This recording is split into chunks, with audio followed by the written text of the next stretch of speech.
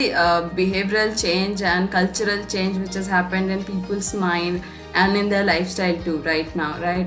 So and a lot of outside forces in the industry, in people's mind, and a lot of trends also. So Ritesh, my next question is also very relatable, very close.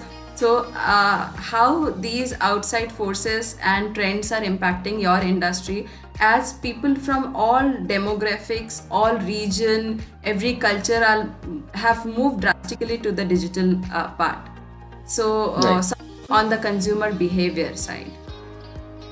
See, like I said, uh, number one, the world started going digital in India with the coming of smartphones. Okay.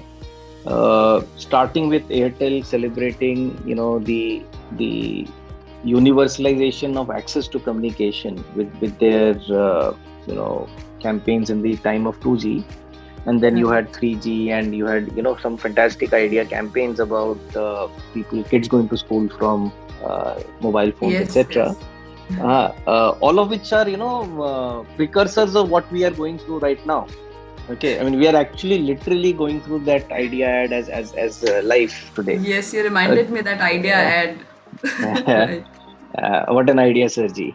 Yeah. So the point I'm making is, the pandemic has only accelerated things and sort of leapfrogged us into a world where digital is far more important than it was earlier. In our category, if you see, people already wanted a smartphone. Now they need a better smartphone. Okay. Uh, I helped my driver upgrade to a 23,000 handset because his kid needs to both go to school on that, and you can't have a phone which the battery does not last. Right. And how did I help him do that? There is a phone, there is an exchange on the old device that Samsung is offering, and there is a finance scheme that Bajaj Finance is offering on the new device.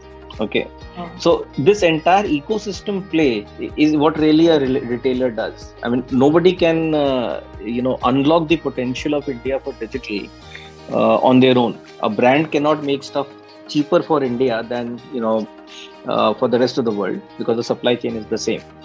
But the fact is, in India, per capita income is much smaller. Uh, there have to be retailers like Croma who have, a vast network, low overheads, and therefore, people, can get a good deal there on the latest technology.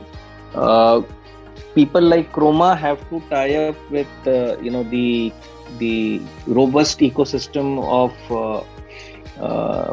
second-hand market for devices and components that exists in India, so that we can give a good exchange value on the old obsolete device.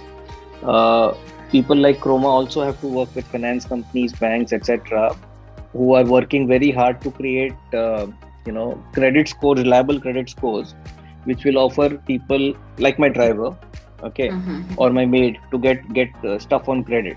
Okay, so people who may not be able to pay 25,000 at one shot, but can pay 2,000 every month over the next 12 months.